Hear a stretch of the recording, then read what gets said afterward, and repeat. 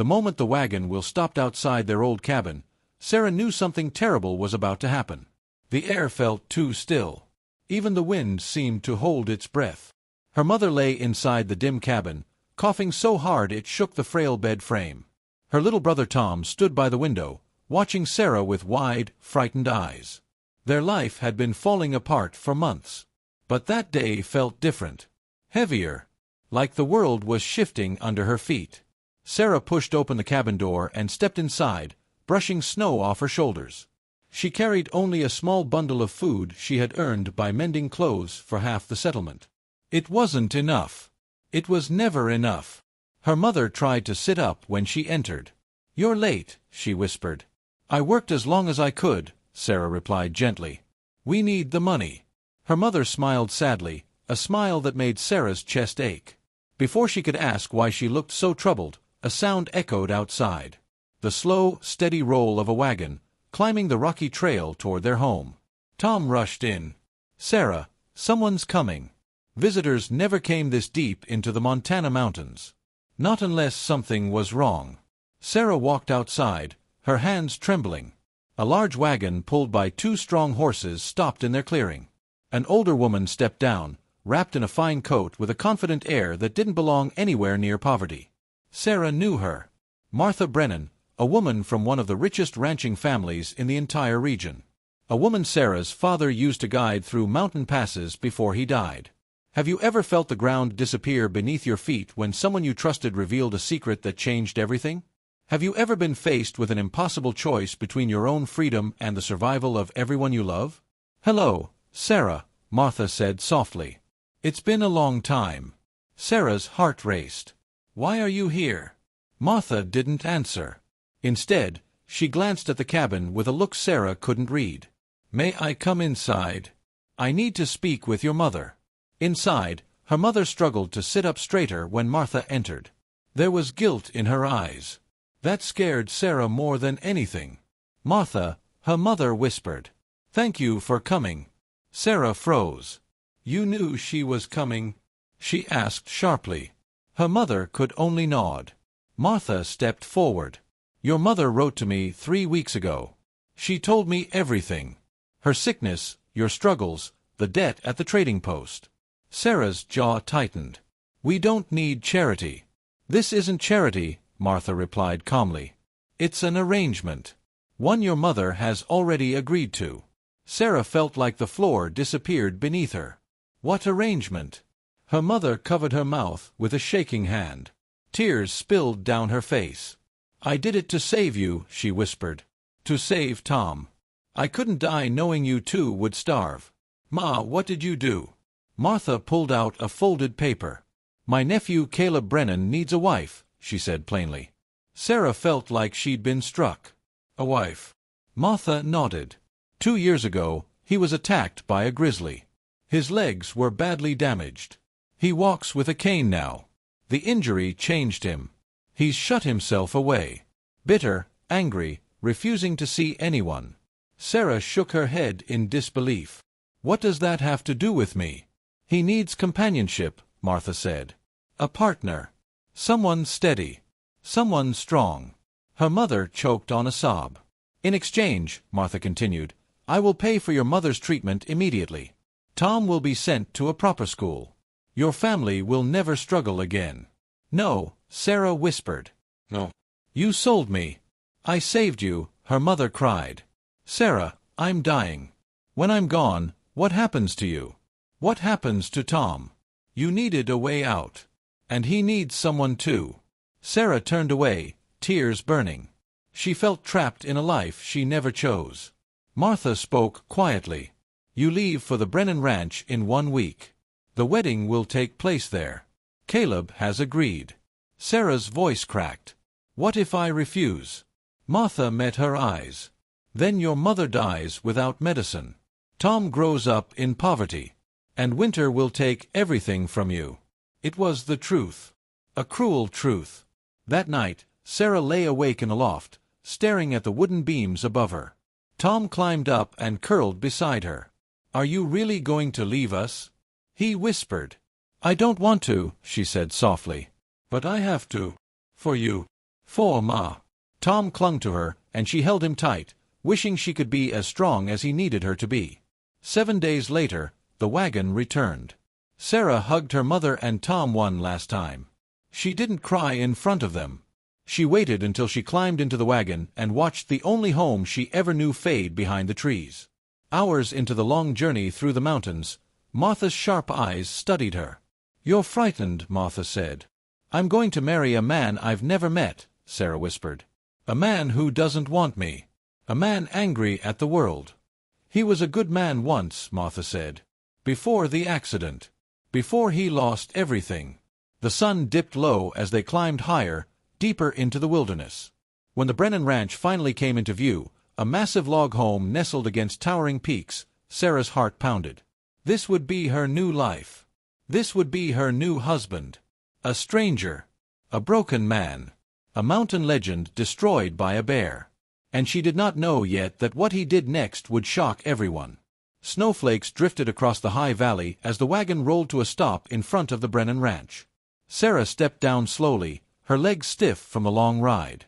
The house before her was huge, built from thick logs, strong and silent against the wind. Smoke curled from the chimney, and mountains rose sharply behind it like giants keeping watch. Everything felt too big, too cold, too far from the world she knew. Martha placed a steadying hand on her shoulder. "Come inside, dear. Rest first. Tomorrow you'll meet Caleb." Sarah nodded, but fear pressed against her ribs. Inside, warm firelight filled the main room. Animal skins hung on the walls, clean and heavy. Maps marked the far side of the room. This wasn't a home. It felt like the living place of someone who used to fight mountains and win. Someone who now hid from them.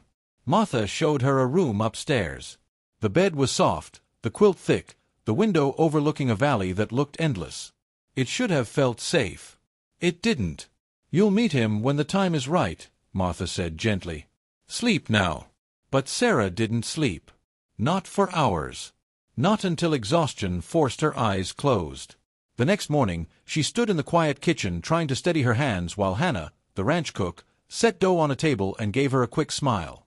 "Don't fret, child. He ain't as frightening as he makes himself." Sarah wasn't sure she believed that. Because when she finally met him, everything inside her went still. She heard the sound first. A slow, uneven thump against the wooden floor. A cane. Her heart jumped as a tall man stepped into the doorway of the dining room. Broad shoulders, dark hair brushing his collar. A face cut with sharp lines. Handsome once, but now shadowed by pain. And eyes. Gray eyes like winter storms. He didn't look at her as a man looks at a bride. He looked at her like someone braced for disappointment. "You must be Sarah," he said, his voice deep, rough. Sarah forced herself to lift her chin. "And you must be Caleb." He shifted on his weak leg, jaw tight. "So we're getting married tomorrow," he said matter-of-factly. "Yes," she whispered, wishing her hands would stop shaking. "Tell me something," he asked. "Did you choose this?" She felt anger spark inside her. "Did you?" She shot back. Caleb blinked, surprised. "No," he admitted, "but I'm a crippled man who can't chase a wife even if I wanted one. My options are limited." Sarah's throat tightened. "My excuse is that my mother is dying. My brother is 11 and we had no money left. I didn't choose this life either. But I'm here." Caleb studied her for a long moment. Something softened. Just a flicker. "At least you're honest," he said quietly. He turned to leave, leaning heavily on his cane. But Sarah called after him without thinking. "They say you were a mountain man. A real one." He froze. "I was," he said without turning. "What happened?" Silence hung between them, so heavy it felt like snow in the lungs. "The bear," he said at last. "The bear took my legs. But I lost the rest on my own." He walked away, his cane tapping softly. That night, she couldn't stop hearing those words. The next morning, with only a handful of ranch hands present, the preacher spoke the vows. Sarah's voice trembled. Caleb's was flat and distant. When the preacher said, "You may kiss the bride," Caleb didn't even try. He simply nodded stiffly and limped back to his study, leaving her standing alone. It was not a wedding. It was a contract. The next days were quiet, lonely. Sarah took meals alone. Caleb didn't come near her except in passing, and when he did, his jaw was locked tight with anger or pain. It was hard to tell which. Everyone at the ranch was polite, but kept their distance. They whispered about her when they thought she couldn't hear. She married him out of desperation. Poor girl, stuck with a man who can barely walk. Each word stung. One morning, frustration finally boiled over. Sarah walked to Caleb's study and knocked hard. "Enter," he said. She stepped inside. "We need to talk," she said firmly. Caleb lowered his paperwork. "About what?" "About how we're going to live," Sarah said. "I don't want a marriage made of silence. We may not love each other. We may not even like each other yet. But we're married. We share a home. We need to at least talk." Caleb tapped his cane lightly against the floor, his eyes unreadable. "And what do you suggest?" he asked. "We share meals," Sarah said. "We speak like two people trying to survive under the same roof. No pretending, no faking, just trying." Caleb stared at her long and hard. Finally, he nodded. "Fine," he said. "We'll dine together." Sarah exhaled in relief. "But don't expect cheerful conversation," he added flatly. "I expect nothing," she replied, "except effort." At supper that night, he actually appeared. He moved slowly, painfully. She waited until he sat before sitting herself. For a few minutes, they only passed food across the long wooden table. Then he broke the silence. "How is your mother?" Sarah blinked. She hadn't expected kindness. "She's better," Sarah said softly. "The medicine Martha brought helped." Caleb nodded, eyes lowered. "I'm glad." The next night, he asked about Tom. The night after that, he told her the weather would turn soon. Small things. Tiny steps. One evening, she found him sitting on the porch, staring at the mountains with a look that didn't belong to the man she'd married. It belonged to someone wild and whole. She sat beside him. "You miss them," she said quietly. "Every day." He whispered. She hesitated, then asked, "Will you tell me what it was like being a mountain man?" Caleb looked at her for a long moment. Then he began to talk. For the first time, his voice changed, filled with life, with memory, with grief and pride woven together like two threads that refused to separate. He told her about tracking elk through snow, climbing peaks at dawn, reading the sky like a map only he understood. And as she listened, Sarah finally understood something. She wasn't living with a stranger. She was living with a broken legend, a man whose body had failed him, but whose heart still beat with the mountains. And she didn't know yet. She was about to change his life more than he would ever change hers. Winter tightened its grip on the mountains. But inside the Brennan ranch, something unexpected was beginning to thaw. What started as small conversations turned into longer talks by the fire. What began as two strangers making the best of a contract slowly grew into something neither of them had planned. One quiet morning, Sarah stood on the porch, watching fresh snow blanket the valley. The world looked peaceful and untouched. She didn't hear Caleb step out until his cane tapped softly behind her. "Beautiful, isn't it?" he murmured. She nodded. "My father used to say the mountains in winter demand respect." Caleb gave a faint smile. "Your father was right." She glanced at him carefully. "Do you miss riding up there?" He let out a breath. "More than I can say." Sarah hesitated, fear and hope mixing inside her. "Then let's go," she said. He turned sharply. "Go." "Sarah, I can barely make it across the yard some days." "You can ride," she said. "I've seen you in the barn. We don't have to go far. Just enough for you to feel the mountains again." For a long moment, he didn't speak. She saw the longing in his eyes, fighting with the fear of failing, fighting with pride, fighting with the memory of pain. Slowly, he nodded. "All right," he said softly. "But if I can't, then we turn back," she finished. "No shame in trying." They saddled the horses together. Caleb moved slowly, careful with every motion. With Jacob's help, he mounted using a special block. Then they started. The first few minutes were tense. Caleb held the reins too tight, his shoulders stiff. But as the horses moved through the trees and the cold air hit their faces, something in him began to loosen. He looked around with the eyes of a man seeing home after years in darkness. "Look there," he said suddenly. "Fresh coyote tracks." A spark lit in him. His voice gained strength. He pointed out winter changes in the snow, how the wind bent the branches, how animal trails cut through the forest. He taught Sarah how to read signs she never noticed before. "You still know every inch of these mountains," she said. He swallowed hard. "I thought I lost this part of me." "You didn't," she said gently. "You just needed someone to bring you back." They reached a small ridge overlooking the valley. Caleb stopped his horse. His breath caught. "This," he whispered. "This is where I used to come when life felt heavy." Sarah watched him quietly. Snow sparkled on the peaks. The wind hummed through the trees. And for the first time since she'd met him, Caleb looked alive. "Thank you," he said, his voice thick. "You have no idea how much this means." Sarah smiled softly. "We can come again whenever you like." They rode back slowly. Both changed in ways they didn't speak aloud. That ride became the first of many. Over weeks, something gentle grew between them. Caleb laughed sometimes. Sarah looked forward to hearing his cane tap in the hallway. They shared stories, shared worries, shared quiet moments that felt safe. One night after supper, they sat by the fire. Caleb stared into the flames, thinking. "Sarah," he said quietly, "I never asked, but have you forgiven your mother?" She looked down at her hands. "Some days I think I have. Some days it still hurts." "She made a desperate choice," he said. "One that gave me a wife and gave you a chance at life." Sarah's voice was soft. "I know." Caleb reached for her hand slowly, carefully, as if unsure whether he was allowed. She didn't pull away. "I want you to know something," he said. "I didn't just accept you because Martha insisted.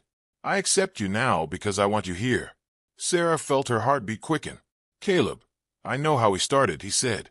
"But if I could go back and choose freely, I think I would choose you." A single tear escaped her eye. She squeezed his hand gently. "I think I would choose you too." Their first kiss was quiet and soft, like the snow outside. But it changed everything. From that night on, they were no longer strangers. They walked through winter together, building a marriage shaped not by a contract, but by choice. Months later, spring melted the snow and brought life back to the valley. Sarah's mother and Tom came to visit. Caleb welcomed them warmly, guiding Tom around the ranch and answering his endless questions. One evening, Sarah sat with her mother on the porch. "Are you happy, Sarah?" her mother whispered. Sarah looked out at the mountains, the ranch, and Caleb standing with Tom near the barn. "Yes," she said softly. "I really am." Her mother cried with relief, and Sarah held her hand. As months turned into years, the ranch grew, their home filled with laughter and warmth. Caleb learned to live with his injury, no longer seeing it as an end, but a new beginning. Sarah found purpose and strength she never knew she had. One summer afternoon, she and Caleb rode up the ridge again, their hands brushing as they sat on horseback. "Do you ever regret how we started?" Sarah asked. Caleb shook his head. "No," he said, "because it brought me you." She leaned closer, resting her head on his shoulder. "And you brought me everything I thought I lost," she whispered. "Family, safety, love." They sat together, the mountains rising around them like old friends. Two people once bound by desperation, now bound by love they chose every day. And everyone who knew their story said the same thing. No one expected the disabled mountain man to love so fiercely. No one expected the girl who was forced into marriage to find her true home. No one expected the impossible to become the most beautiful thing in the mountains. But it did, because sometimes the life you never wanted becomes the life you were meant to live. Do you believe that sometimes the worst moments of our lives lead to the greatest blessings? That being forced into something can become the best choice you ever made. This story reminds us that love doesn't always begin with butterflies and romance. Sometimes it begins with desperation, grows through patience, and becomes something neither person expected but both desperately needed. If this story touched your heart, subscribe to hear more tales from the Wild West. Stories of arranged marriages that became true partnerships, broken men who learned to live again, and women who discovered strength they never knew they had. Share your thoughts if you believe the best love stories are the ones that start in the most unexpected ways.